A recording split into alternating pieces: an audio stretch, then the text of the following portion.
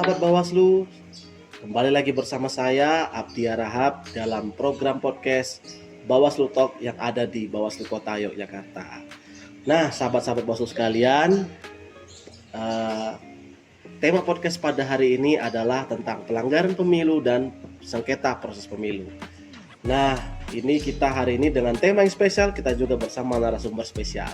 Telah hadir bersama kita anggota Bawaslu Kota Jakarta yang membidangi penanganan pelanggaran dan penyelesaian sengketa. Saya sapa dulu Bapak Ibu. Pak Jantan, gimana? Tadi saya lupa memperkenalkan. Nama beliau ini sangat fenomenal nih. Saya juga pertama kenal, luar biasa. Bapak Jantan Putra Bangsa. Jadi kalau Bung Karno adalah putra sang fajar, beliau adalah putra bangsa. Jadi saya salam dulu. Pak Jantan, gimana kabarnya? Baik, sehat-sehat. Oh iya. Mana Mas Abdi? Saya juga sehat. Kalau Bapak udah sehat, saya juga sehat. Sebenarnya saya flu nih, cuman tadi udah mulai hilang nih gara-gara banyak ngobrol sama Pak Jantan nih. Nah, Pak Jantan, hari ini kan kita bicara mengenai penanganan pelanggaran pemilu dan sengketa proses pemilu. Karena Bawaslu Kota menganggap ini penting, jadi kami buat podcast ini untuk melihat sudut pandang dari Bawaslu itu seperti apa sih penanganan pelanggaran pemilu. Nah, kira-kira untuk sekarang ini Pak, di bulan September ini apa sih kabar-kabar dan kegiatan yang sedang Bawaslu lakukan, terutama Bawaslu Kota? Di bulan September ini yang terdekat adalah persiapan penentuan atau penetapan daftar calon tetap calon anggota DPR, DPD itu nanti yang akan ditetapkan pada 3 Oktober, sehingga jajaran Bawaslu Kota Yogyakarta mempersiapkan untuk melakukan pengawasan daftar calon tetap itu. Selanjutnya setelah itu ada tahapan penting, yaitu adalah tahapan kampanye. Itu adalah tahapan paling krusial yang akan dimulai pada 28 November. Nah, baik. Berarti sekarang ini Bawaslu sedang fokus melakukan pengawasan di tahapan persiapan dalam daftar calon tetap dan persiapan kampanye ya Pak? Iya, betul. Nah, selanjutnya Pak, masuk ke dalam tema ya. Saya lihat kan di dalam sehari-hari Bawaslu selain melakukan pengawasan nih, ngadain juga ya Pak penanganan pelanggaran dan sengketa. Nah, sebenarnya apa sih Pak bedanya itu antara pelanggaran dan sengketa itu Pak?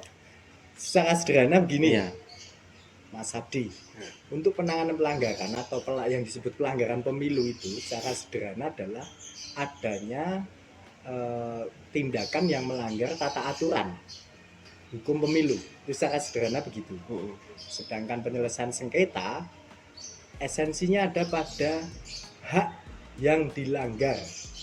Artinya ada peserta yang merasa hak-haknya dilanggar akibat dikeluarkannya keputusan KPU. Itu perbedaannya secara sederhana seperti itu Pak. Tadi ya Pak, secara singkat dan secara sederhana perbedaan pelanggaran dan sengketa ya Pak. Nah, kalau saya boleh tahu nih Pak, nih masyarakat awam ini kan nggak terlalu memahami Pak pelanggaran itu kayak gimana. Bagaimana sih pelanggaran yang paling umum gitu, yang biasanya terjadi di tahapan pemilu itu Pak, yang kira-kira bisa berdampak luas lah. Ada beberapa pelanggaran yang sering terjadi dalam tahapan pemilu. Yang pertama adalah pemasangan APK yang tidak sesuai ketentuan peraturan. Kemudian yang paling sering dan heboh itu adalah money politik. Kemudian ada pelanggaran administrasi. Kemudian ada pelanggaran misalnya netralitas ASN atau kepala desa atau lurah itu terhadap yang melakukan ketidaknetralan atau berpihak kepada salah satu peserta pemilu. Itu yang sering terjadi. Baik. Berarti itu hal-hal yang pelanggaran yang sering terjadi di dalam tahapan pemilu ya Pak ya. Nah, sebenarnya dalam proses penanganan pelanggaran tadi itu Pak, apa sih yang biasa dilakukan oleh Bawaslu terhadap itu, dan bagaimana peran-peran dari lembaga, misalnya dari KPU atau polisi atau bagaimana lah, misalnya lembaga lain gitu Pak, terhadap pelanggar pemilu yang Bapak sebutkan tadi? Jadi pelanggaran itu ada begini mekanisme pelanggaran itu ya. Pertama adalah adanya laporan atau adanya temuan. Nah, perbedaan laporan dan temuan ini, jika laporan itu ada masyarakat atau siapapun melapor kepada Bawaslu atau Panwaslu kecamatan atau jajaran Bawaslu. Kemudian temuan itu adalah hasil pengawasan dari Bawaslu ketika Bawaslu mengawasi tahapan pemilu, kemudian menemukan adanya dugaan pelanggaran, itu disebut temuan. Atau laporan yang dicabut sebelum diregistrasi itu juga bisa kita jadikan sebagai informasi awal untuk ditindaklanjuti sebagai temuan pelanggaran. Nah, kemudian peran-peran itu adalah begini. Nanti Bawaslu akan melakukan kajian terhadap dugaan pelanggaran itu dengan cara misalnya melihat bukti-bukti atau syarat formil materialnya terpenuhi atau belum. Jika belum, nanti kepada pelapor itu kita akan meminta melengkapi. Jika itu adalah temuan, kita akan melengkapi apa saja yang diperlukan dalam kelengkapan bukti untuk dapat diregistrasi menjadi tindak lanjut dari pelanggaran. Kemudian peran-peran dari lembaga lain seperti KPU, kepolisian atau yang lain itu adalah begini.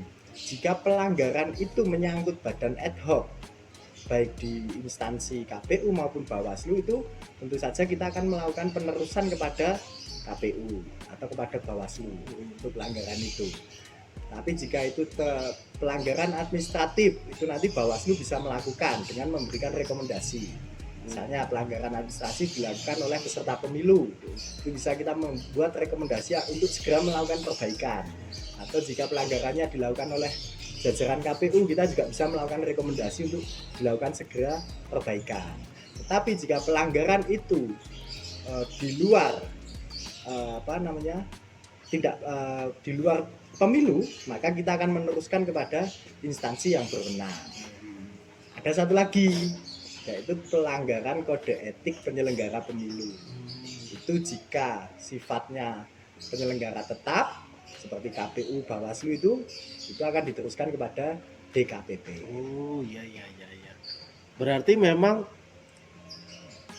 proses pelanggaran dan sampai kepada proses penegakannya itu bukan hanya Bawaslu sendiri ya Pak ya, tapi ada lembaga-lembaga terkait yang memang berkolaborasi dalam hal itu ya Pak ya. Baik. Nah, Bapak bilang tadi ada proses pelanggaran, misalnya pidana, pelanggaran administratif dan lain-lain. Nah, bagaimana sih Pak biasanya Bawaslu itu mendapatkan atau mengumpulkan ya alat-alat bukti, atau misalnya kayak APK itu tadi Pak, gimana sih cara mengambil buktinya, atau pelanggaran-pelanggaran lain lah tadi Pak, misalnya terakhir tadi Bapak sebutkan kayak netralitas ASN dan lain-lain, itu gimana sih Pak? Cara mencari bukti itu ada, pertama adalah klarifikasi, atau kita tentukan dulu dugaan pelanggaran ini terhadap siapa atau terhadap apa. Misalnya APK, kita lihat APK terpasang di jalan protokol tertentu yang itu sudah diatur dalam perwal atau peraturan perundang-undangan, itu artinya terjadi pelanggaran pemasangan. Kemudian atau jika terjadi money politik atau ketidaknetralan, itu biasanya ada laporan masyarakat yang menyatakan bahwa misalkan bahwa ASN A atau ASN B kemarin terlihat dalam pertemuan atau ikut kampanye dalam peserta pemilu. Nah, kemudian itu bukti-bukti kita kumpulkan, baik dokumen elektronik maupun hard copy, artinya kita mengumpulkan bukti itu dengan melakukan klarifikasi, melihat bukti-buktinya, memanggil saksi-saksi, orang-orang yang dianggap bisa memberikan informasi lebih terhadap dugaan pelanggaran itu. Baik, Bapak Jantan tadi sudah menjelaskan ya pemirsa ya, bahwa begitulah cara mekanisme yang diatur mengenai proses pengumpulan alat bukti. Nah, biasanya ini kalau udah ada bukti, proses, nah biasanya ke sanksi nih Pak. Nah, gimana sih atau apa sih parameter apa ya yang biasa terjadi atau yang biasa diberikan kepada pelanggar itu, hukuman dan sanksinya seperti apa, dan kira-kira bagaimana, apakah itu sangat berpengaruh Pak pada jalannya tahapan pemilu? Ya, tentu saja berpengaruh. Misalkan tadi, jika yang melanggar adalah badan ad hoc, itu jika memang pelanggarannya dinyatakan betul-betul melanggar, itu bisa sampai sanksinya adalah pemberhentian. Kemudian jika pelanggaran kode etik dan nanti diputuskan oleh DKPP juga bisa dilakukan pemberhentian tetap. Kemudian untuk peserta pemilu misalkan, jika terjadi pelanggaran yang sifatnya administratif TSM, itu sistematis dan masif. Itu dengan syarat harus pengumpulan bukti berada pelanggaran itu terjadi di 50% wilayah. Itu jika itu terjadi dan dibuktikan memang adanya pelanggaran, bisa sampai pembatalan atau diskualifikasi dari penyelenggara. Ngeri tuh pemirsa, Gitu. langsung didiskualifikasi. Ya. Oh, jadi nggak bisa main-main Pak ya sebenarnya dalam pelanggaran Iya, ini. jelas. Jadi pertanyaan tadi udah terjawab, pelanggaran itu sanksinya ada dan sangat mempengaruhi Iya. terhadap jalannya pemilu ya Pak, Betul. baik itu peserta dan penyelenggara. Nah, apakah mana nih Pak yang paling sering, yang biasanya sering terjadi pelanggaran yang dilakukan oleh peserta atau penyelenggara pemilu? Dua-duanya imbang itu, peserta maupun penyelenggara. Artinya peserta itu juga sering, terutama di tahapan kampanye nanti. Itu ada yang pertemuan di tempat-tempat yang dilarang, ada pemasangan APK atau kedok-kedok pertemuan yang digunakan untuk kampanye seperti itu. Atau jika netralitas, itu juga banyak ASN yang entah disengaja atau tidak ikut hadir dalam pertemuan-pertemuan kampanye, karena ASN kan memang pelayan publik ya. Itu biasanya sering diundang, diajak foto bersama dan ada polemik di situ. Nah, Pak, tadi kan Bapak sudah banyak menjelaskan ya mengenai pelanggaran, sengketa. Saya mau, ini pertanyaan umum nih Pak. Kira-kira ya, sebenarnya sengketa ini dalam menyelesaikannya ini seperti apa sih Pak, prinsip yang dipakai gitu? Prinsip penyelesaian sengketa itu adalah cepat. Sengketa itu cepat dan tidak merugikan atau mengembalikan hak-hak yang merasa dilanggar, seperti itu prinsipnya. Dan kita sebagai penyelenggara pemilu harus adil, netral, dan tidak memihak. Nah, terakhir nih Pak, secara umum ya, pertanyaan tentang gambar umum itu, apakah di dalam proses sengketa ini kan, kalau kita tahu nih, mungkin saya dan pemirsa tahu, kalau di pengadilan itu kan sengketa itu ada mediasi Pak. Ya. Nah, kalau di Bawaslu ini ada nggak Pak mediasi kayak gitu Pak? Ada. Itu justru langkah pertama yang kita tempuh sebelum dilaksanakan pada tahapan selanjutnya. Kita usahakan mediasi agar mempertemukan para pihak yang bersengketa secara damai dan mengambil keputusan atau kesepakatan bersama untuk menyelesaikan sengketa itu. Oh iya, siap. Nah, itu tadi gambar umum. Nah, mungkin kita masuk ke sesi-sesi akhir. Nah, saya mengkerucut nih. Bapak ini kan Bawaslu Kota. Nah, bagaimana Pak kalau di Bawaslu Kota sendiri? Apakah pelanggaran itu sering terjadi atau sengketa yang sering terjadi? Kalau dalam tahapan saat ini atau nanti ke depan kampanye itu banyak terjadi sengketa. Sengketa terutama APK, karena begini, Kota Jogja itu wilayahnya kecil dan padat penduduk, dan tentu saja tidak banyak ruang untuk menempatkan spanduk-spanduk, baliho, alat peraga kampanye yang lain itu. Nah, sering kali terjadi begini, spanduk partai A atau peserta pemilu A tertutup oleh spanduk peserta pemilu B, yang akhirnya itu terjadi sengketa.